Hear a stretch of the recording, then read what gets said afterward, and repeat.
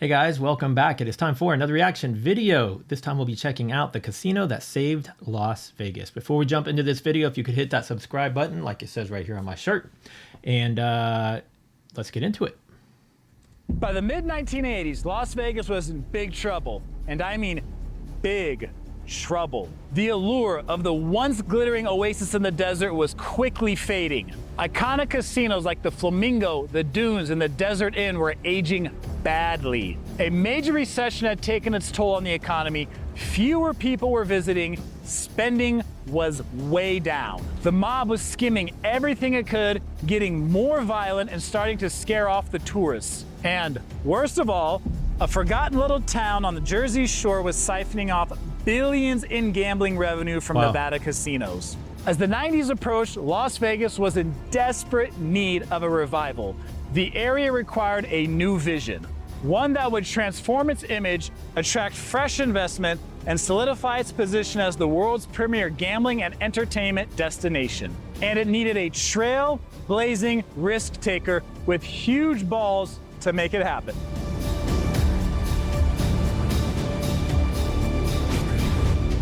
Welcome to the Mirage, the casino that saved Las Vegas and changed global tourism forever. It is November 22nd, 1989 at the neon-lit streets of Las Vegas, where the glittering oasis just got a little more magical. It's a historic day here in the heart of the desert. The Mirage Hotel and Casino, a $630 million marvel, has officially opened its doors on the iconic Las Vegas Strip.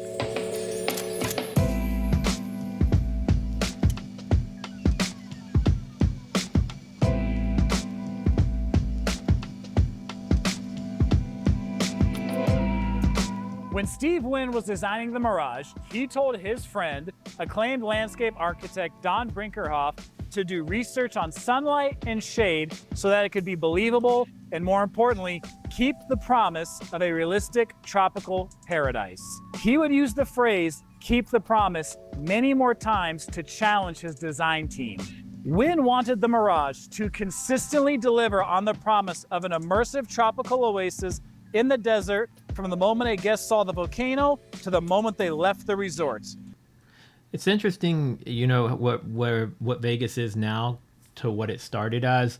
I've never stayed at the Mirage. I have walked through it, but it's been several years since I walked through it, so I vaguely remember it. But it's interesting that, you know, that far back that Steve Wynn already had the vision to want to make you feel like you're in a tropical oasis, even though you're in the middle of a desert. So he already started thinking, you know, like in a thematic style, like in a marketing way of catering to people. And now everything is that way, but this was a pretty long time ago. The rainforest atrium near the entrance is the perfect example of this. With its huge palm trees, exotic plants, and water features, it immediately immerses guests in a tropical environment unlike anything that had ever been seen before in Vegas. The expansive pool area expands on the theme. With lush landscaping, waterfalls, and lagoons, it keeps the promise of a South Seas island with the same attention to detail as the rest of the resort. Attractions like the white tiger habitat and the dolphin habitat really took it to the next level. For the first time ever, Las Vegas tourists could observe majestic tigers up close in a tropical environment designed to resemble their natural jungle habitat. The dolphin habitat featured a 2.5 million gallon saltwater pool with sandy beaches and dolphins jumping out of the water to show off for the crowds. At the Mirage, it was very easy to forget you were in the middle of the Mojave Desert, and that was exactly Steve Wynn's goal.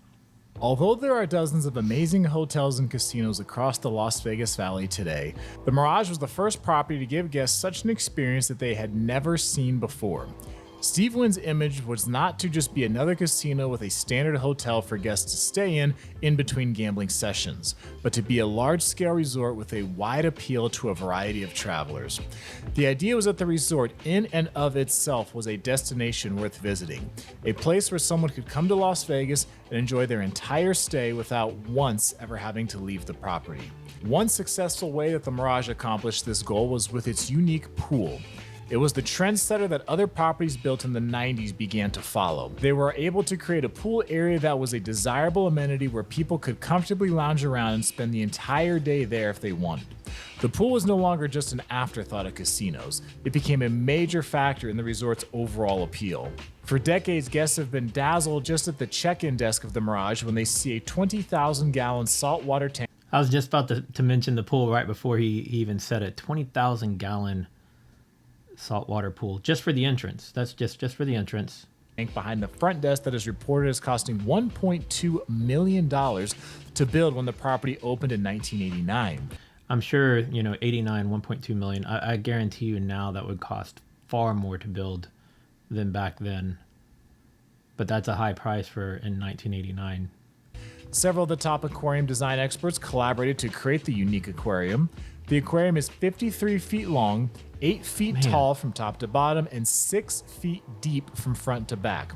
The acrylic used in the aquarium is 4 inches thick, and it houses 450 fish from 80 different species. Wow, that's The Las cool. Vegas of the 90s was full of iconic shows on the Strip, and one of the most popular was definitely Siegfried and Roy. The show ran from 1990 until 2003 after a tiger attack took place on stage during a performance. Just a few years after... Anybody watching ever get to see them live in Vegas? It's a crazy story what happened with the attack and everything. When he was showing clips earlier and talking about the Dolphins and the Tigers, their name would completely slip my mind. I couldn't think of it because it's been so long since I've really heard any discussions about Siegfried and Roy. Siegfried and Roy finished performing, a new show at the Mirage would become incredibly popular, and that is the Beatles' Love Show. This show by Cirque du Soleil began in June of 2006 and has been one of the most popular shows on the Strip for tourists every year, largely due to the popularity of the Beatles, some of the incredible choreography, and the fact that the show is appropriate for all ages of visitors. Over 11 million people have seen the show, according to an article by Travel Weekly.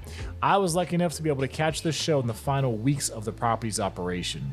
There's no shortage of times that Las Vegas has made its way into many popular movies and TV shows over the decades, and the Mirage is no stranger to media appearances. The most popular Vegas movie that Mirage was featured in is probably Vegas Vacation with Chevy Chase. Chase's character, Clark Griswold, routinely gets destroyed at the blackjack table by one dealer who consistently treats him like crap. You don't know when to quit, do you, Griswold? Here's an idea. Why don't you give me half the money you were going to bet? Then we'll go out back, I'll kick you in the nuts, and we'll call it a day. Wayne Newton I miss Chevy Chase movies and those style of movies, the National Lampoons and what have you. The ones that they've come out with nowadays just don't really match up to the same style of humor. tries to steal Griswold's wife while his daughter discovers her wild side, and his son becomes Nick Papagiorgio and wins 4 cars in one night while gambling underage with a terrible-looking fake ID.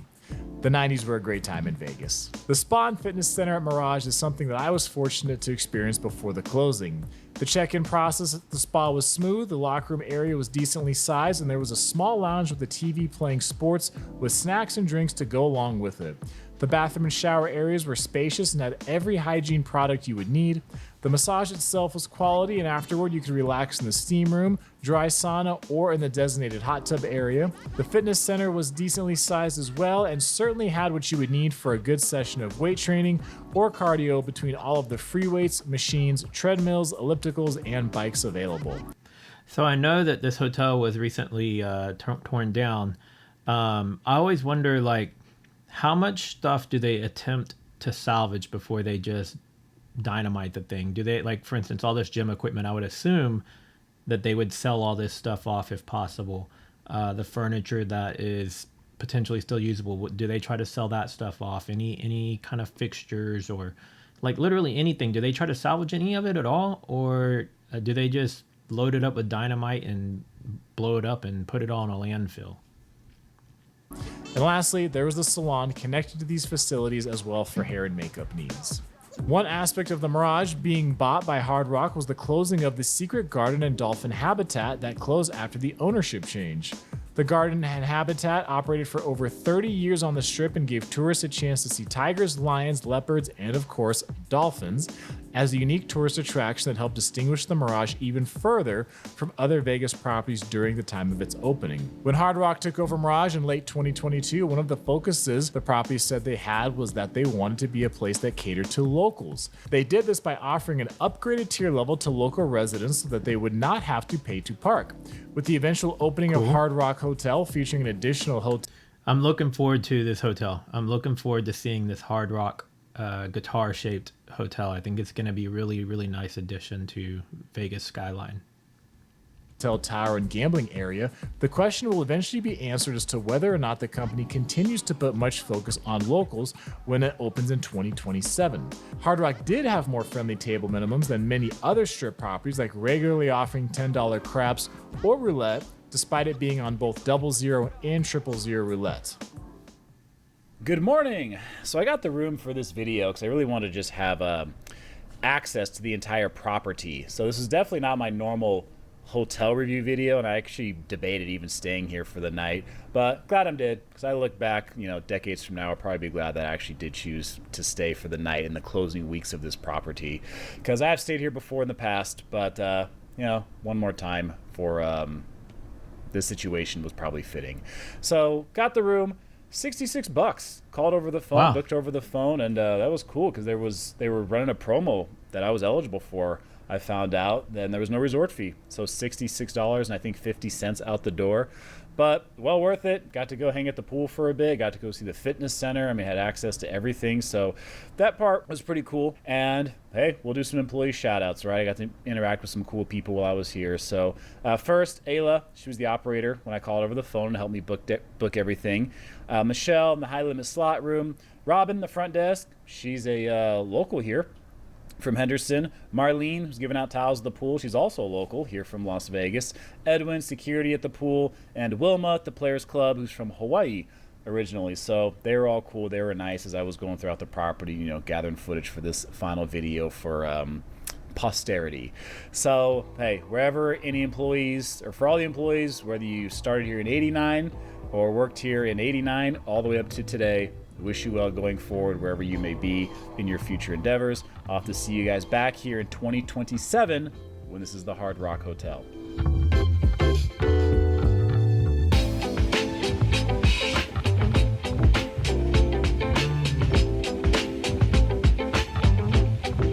All right, looks like that's basically the end of the video. I didn't realize it was already at the end.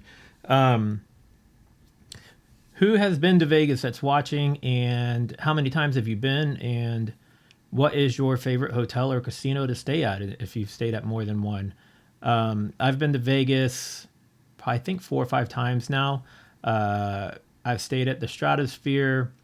I stayed at Tropicana way long time ago, and I stayed at Excalibur about 2 years ago, because the weekend I was there for a conference, and it also happened to be the same weekend as the EDM festival, the Electric Daisy music, I think, or whatever it is that they do. And like literally everything was sold out. So the only option I had was Excalibur, unfortunately. But I would say the first time I stayed at Stratosphere, which was probably 20 years ago, was a good experience. I stayed there again in 2018 and had a horrible experience. The stay at Tropicana, even though it was a lower end hotel, it was a lot of fun. That was also, though, probably like 10 plus years ago. And then my recent stay in Excalibur back in 2022 or 2021, somewhere around there. It was an okay stay. That hotel is just really, really old, and my room reeked of cigarettes, even though I had a non-smoking room. So I'm anxious to get back to Vegas again and check out some of the newer properties. But it's just not in the cards right now for me to travel to Vegas. But yeah, tell me about some of your experiences in the comments below. Things you loved about Vegas, things you hate about it, maybe perhaps the best deal you ever got. He mentioned he got this room for $66 just because he filmed this, I'm guessing, right around the time they were tearing the hotel down, like right before it officially closed. So yeah. And if you've never been to Vegas, tell me if that's on your bucket list of places to visit, or if you would have no interest in going at all. Who knows? All right. Well, if you are new here, I encourage you to subscribe. Click the bell so you'll get notified every time I upload a new video. Like, share, comment, do all the things, and I will see you guys in the next video. Later.